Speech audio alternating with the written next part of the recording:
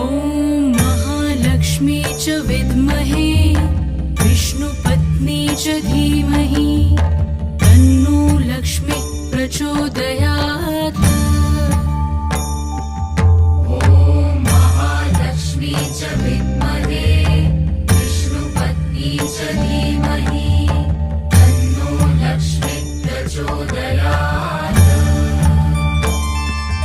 ॐ महालक्ष्मी च विद्महे विष्णुपत्नी च धीमहि तन्नो लक्ष्मी प्रचोदयात्।